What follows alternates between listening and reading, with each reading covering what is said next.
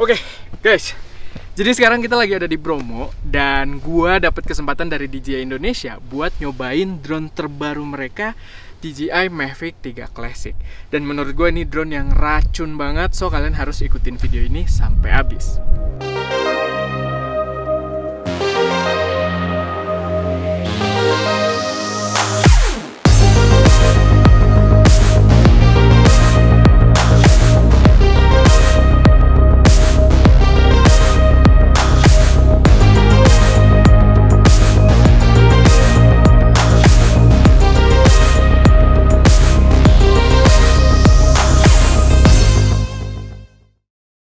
Halo semuanya, selamat datang channel SM Media dengan gue Erwin. Dan di video kali ini gue pengen bahas drone DJI Mavic 3 Classic yang dari awal peluncurannya itu udah bikin gue keracunan banget. Karena drone ini benar-benar menarik dengan membawa sensor yang luar biasa, kayak mirrorless. Nanti kita bahas lebih lanjut.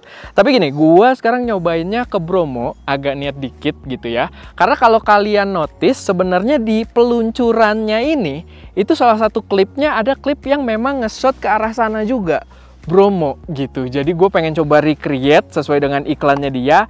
Tapi ya nanti kita bahas hasilnya kayak gimana. Cuman momentumnya kayaknya gue nggak dapet sebagus yang ada di iklannya ya, cahayanya. Cuman ya tetap gue cukup puas. Dan kita bahas lebih lanjut apa aja yang membuat drone ini wajib banget buat kalian consider. Jadi buat kalian yang belum tahu, ini adalah drone paling barunya DJI dengan nama DJI Mavic 3 Classic. Walaupun gue sih merasa kayaknya dari berbagai poin tadi gue nyebutnya berulang-ulang ya namanya ya. Tapi ya itu, ini adalah drone terbaru dari DJI. Cuman sebenarnya dia bukan a whole new drone gitu ya, bukan drone yang konsepnya benar-benar baru. Karena dia sebenarnya cuma refinement, cuma adaptasi dari Mavic 3 yang biasa gitu. Mavic 3, begitu juga ada Mavic 3 Cine. Cuman di sini dia membawa harga yang lebih affordable dengan mengurangi sedikit fitur yang memang menurut gua nggak begitu kepake juga. Karena gini, dia yang gue suka membawa sensor kelas Micro Four Third gitu ya. Ukuran sensornya udah kayak kamera mirrorless. Jadi pastinya membawa image quality yang cukup bagus juga. Yang nanti kita akan bahas lebih lanjut juga soal image quality-nya. Tapi gue suka banget, dan apalagi dengan hadirnya drone ini, harganya jadi lebih affordable untuk mendapatkan drone dengan sensor Micro Four Third tersebut. Karena tadinya, kalau yang Mavic 3 OG gitu ya, originalnya Mavic 3, itu paling murahnya berada di harga 31 juta rupiah. Sedangkan di sini kita cuma seharga 26 juta rupiah, kita udah dapat yang versi dengan remote yang udah ada layar built-in-nya gitu. Jadi udah cakep banget. Dan sebenarnya kalian juga bisa beli drone-nya doang. Harganya nggak beda jauh ya, sekitar 21 atau 22 juta kalau nggak salah.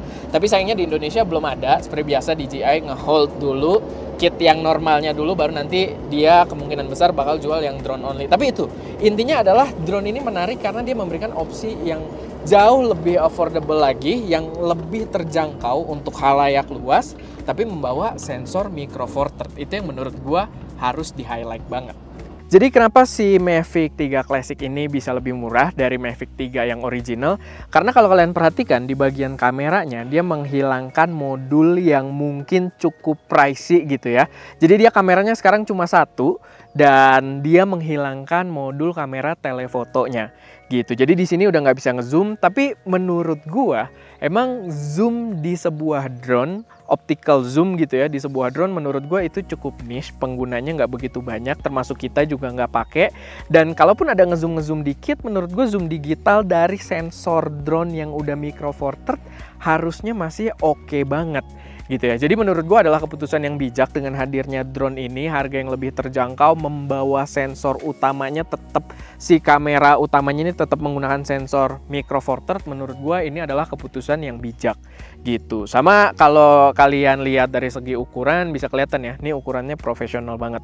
Mungkin ini adalah pendapat yang subjektif karena kita adalah pengguna DJI Mini 3 Pro yang kecil banget, dan pas nyobain drone ini rasanya gede banget. Tapi buat kalian yang emang udah pakai Mavic 3, Mavic 2, Mavic Pro, mungkin sebenarnya mirip-mirip aja. Cuman ya itu, buat teman-teman yang mungkin masih pakainya jajaran mini, kesini agak gede lumayan gitu ya, agak lumayan bikin kepikiran gitu pas nerbangin. Tapi ya so far oke sih. Dan Kalau kalian punya klien gitu ya, kalian ngerjain kerjaan-kerjaan yang ada kliennya, ya ini jauh lebih kredibel gitu kan, jauh lebih terlihat profesional. Kalau ngomong soal spesifikasi video sendiri, udah pasti drone ini juga gokil banget. Jadi nggak cuma masalah ukuran sensor aja. Dia bisa ngerekam video itu resolusinya up to 5,1K. Dan dia juga bisa ngerekam 4K sampai 120 frame per second. Jadi bener-bener profesional banget. Dan dia memang membawa beberapa profesional feature juga. Kayak misalkan kalau di Mini 3 Pro kan kita kalau mau flat profile dia ada Cine Like dia. Sedangkan di sini dia bener-bener punya D-Lock. Lock profile-nya DJI gitu kan. Dengan gamma locknya gitu, gamma flatnya mereka. Lalu dia juga ada HLG gitu ya, hybrid lock gamma di sini. Jadi mantep banget. Sama pas kita pakai di locknya itu di remote-nya juga ada pilihan assist gitu ya. Jadi kita tetap bisa lihat warnanya walaupun kita ngerekam dalam kondisi di-lock. Sama yang paling berasa banget, dia jadi kayak kamera mirrorless. Dia itu aperturnya bisa diubah. Jadi aperturnya itu dia bisa dari f2.8 sampai f11. Dan itu kepake banget waktu kita nyobain ngejar sunrise tadi. Itu gua f-stopnya dibikin ke f11. Jadi ditutup banget si aperturnya dan itu menghasilkan mataharinya tuh jadi kelihatan kayak starburst gitu bahasanya. Jadi ada bintang-bintangnya gitu, ada garis-garisnya, dan menurut gua itu menarik banget. Dan gue yakin itu tidak bisa dihasilkan dengan drone-drone lainnya gitu. Di sini bisa dihasilkan karena dia emang literally berasa kayak kamera mirrorless yang melayang gitu, yang bisa dibawa terbang. Jadi buat video mantep banget. Oke, sekarang gue pengen ngetes jarak. Tapi ada beberapa hal yang gue agak kepo juga. Karena secara sistem harusnya dia membawa sistem intelligence-nya DJI ya. Jadi walaupun drone-nya profesional, buat kalian yang masih pemula pun gue yakin harusnya friendly banget. Kita coba, dia harusnya membawa fitur quick shot juga deh. Cuman dengan resolusi yang lebih tinggi.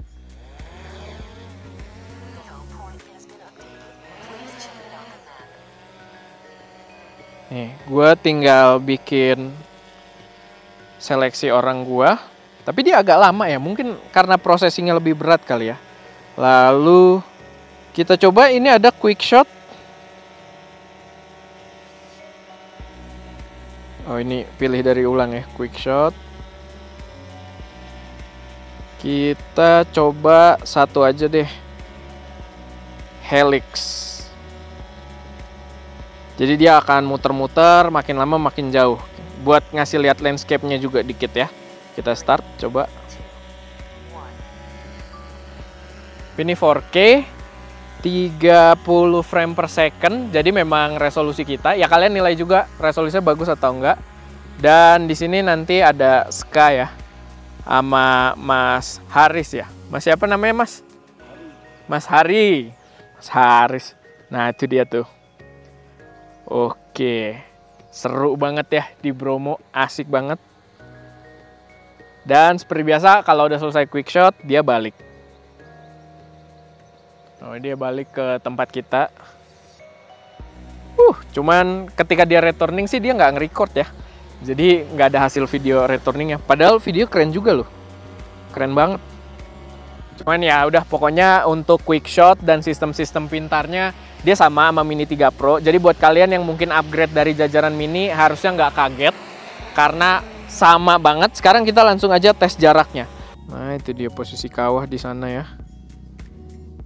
Itu kita sudah nyampe distance 1 km. Coba mundur ah.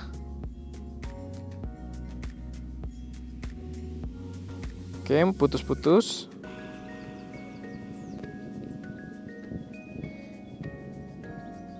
Kayaknya nggak bisa naik, udah di limit ya. Kecuali tadi pas sunrise, soalnya kita startnya emang tinggi ya. Tapi aman nih, 1300. Dan posisi kita kayaknya harusnya kalangan gunung ya. Nah ini patah-patah.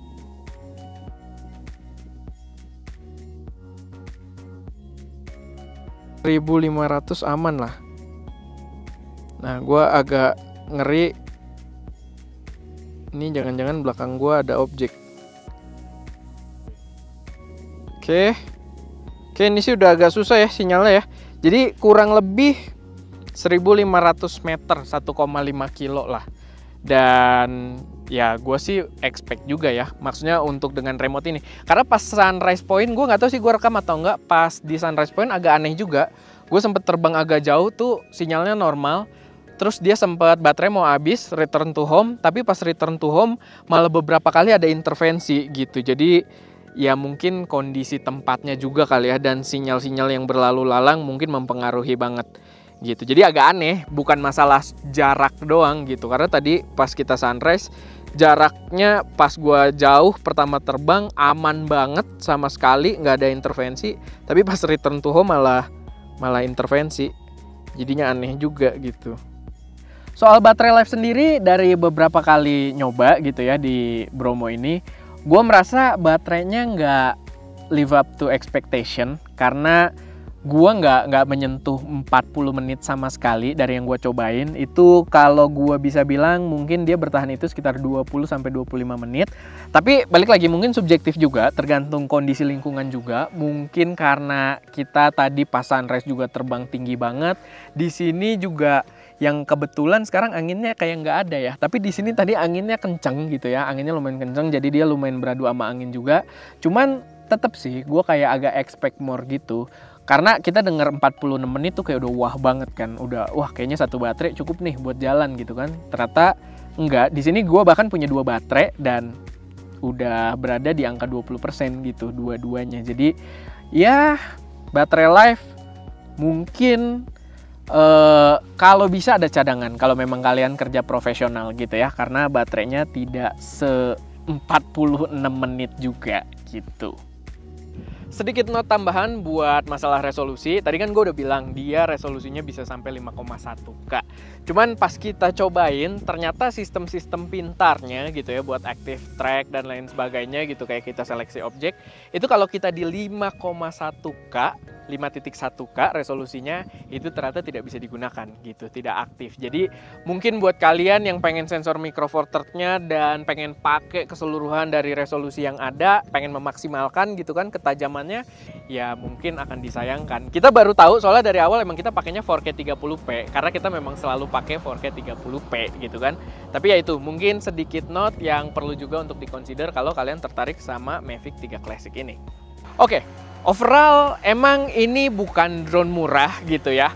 Walaupun gue bilang affordable terus, perbandingannya adalah Mavic 3 yang OG gitu ya, yang original. Cuman ini memang bukan drone murah juga gitu. Startnya kalau yang kalian beli drone-nya doang bahkan itu 22 juta, 2122, dan kalau kalian beli yang sama remote 26 juta. Memang tidak murah, tapi kalian perlu paham juga, sebelumnya kita nggak punya akses drone dengan kualitas gambar menggunakan sensor Micro Four Third gitu kan, di harga tersebut.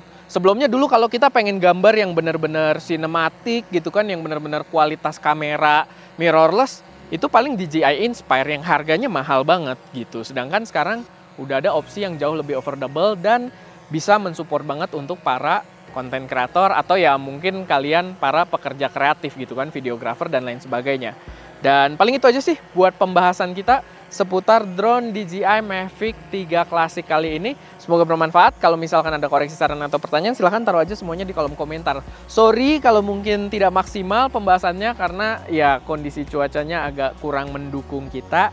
Dan ya mungkin kita agak kelelahan juga ya pas nanjak tuh kayak udah keblinger sendiri. Tapi ya itu, intinya semoga video ini bisa bermanfaat. Dan itu aja, gua Erwin, di sana ada Ska. Dan jangan lupa untuk berkarya.